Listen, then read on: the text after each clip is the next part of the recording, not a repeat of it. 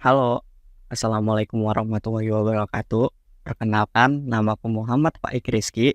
Aku dari Prodi Hubungan Internasional semester 2 kelas HI 2B. Di sini aku akan menjelaskan tentang tugas resensi teori hubungan internasional yang udah aku buat. Nah, aku udah rangkumin beberapa poin-poin penting nih buat kita bahas, yaitu mulai dari definisi teori, epistemologi, metodologi, dan ontologi, sejarah teori hubungan internasional sendiri, peran teori dalam hubungan internasional, level analisis dalam teori hubungan internasional, dan yang terakhir yaitu aplikasi teori hubungan internasional. Nah, apa sih teori hubungan internasional? Teori hubungan internasional itu adalah alat yang membantu kita untuk memahami bagaimana negara-negara dan aktor non-negara ataupun aktor lain berinteraksi di panggung global. Dalam pendekatan positifis, teori ini idealnya menghubungkan berbagai variabel dan mengukurnya dengan cara yang sistematis, seperti dalam sains. Namun, dalam ilmu sosial, teori termasuk hubungan internasional, teori yang benar-benar bisa mengukur segala sesuatu dengan presisi itu sangat jarang sekali untuk ditemukan. Kemudian tentang epistemologi, metodologi, dan ontologi. Nah, apa sih ketiga poin ini? Eee, apa sih ketiga poin ini? Nah, sebelum kita ya.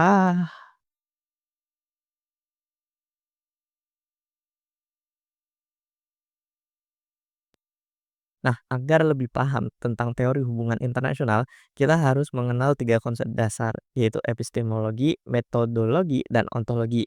Nah, apa sih ketiga hal ini?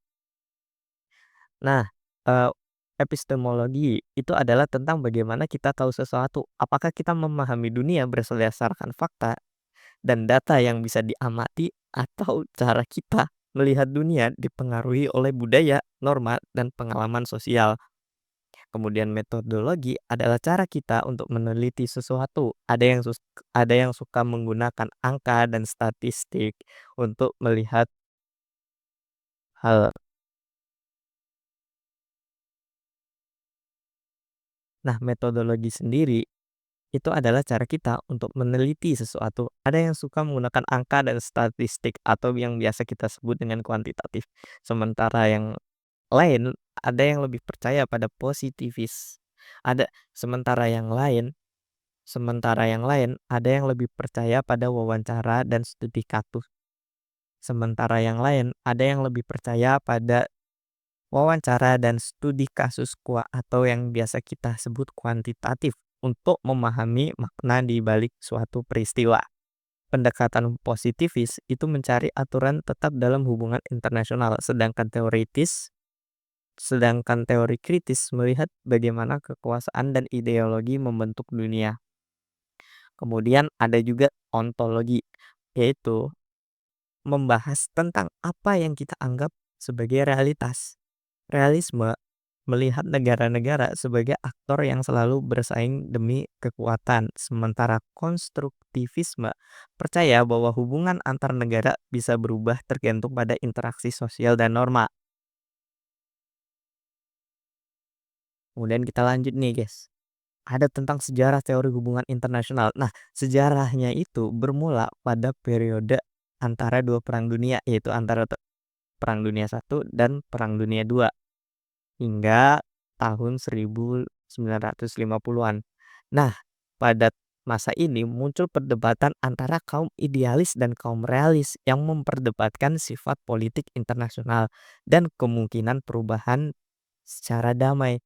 Nah, kaum idealis nih percaya bahwa organisasi internasional dan hukum internasional dapat mencegah perang.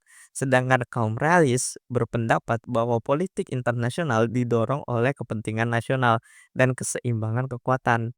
Kemudian pada tahun 1960 muncul perdebatan besar kedua, yaitu antara kaum tradisionalis dan kaum behavioralis yang membahas masalah metodologi yang tepat.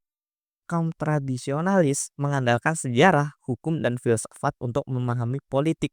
Sementara kaum behavioralis menggunakan metode ilmiah dengan data kuantitatif, pengujian hipotesis, dan model sebab akibat. Nah, kemudian ada peran teori dalam hubungan internasional. Teori dalam hubungan internasional sendiri itu membantu kita untuk dapat memahami dunia yang bersifat dinamis dan terus berubah ini. Teori dalam hubungan internasional berfungsi sebagai alat untuk memahami, menjelaskan, memprediksi perilaku aktor global seperti negara, organisasi internasional, dan kelompok-kelompok non-negara. Dalam pendekatan positivis, teori dirancang untuk mengidentifikasi hubungan antara variabel dan idealnya memberikan prediksi yang dapat diuji secara empiris. Kemudian ada level analisis. Nah, apa sih level analisis? Nah, level analisis sendiri,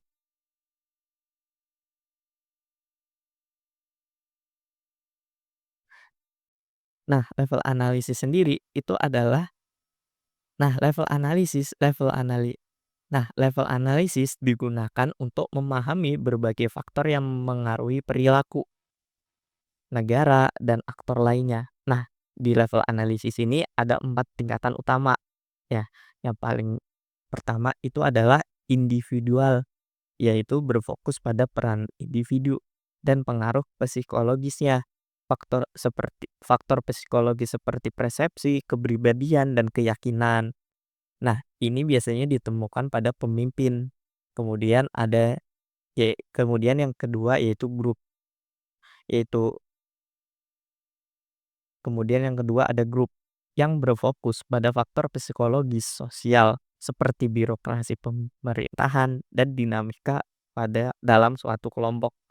Kemudian yang ketiga ada state atau society berfokus pada karas berfokus pada karas berfokus pada karakteristik internal suatu negara, termasuk sistem politik, struktur ekonomi, ideologinya, dan kebijakan domestiknya.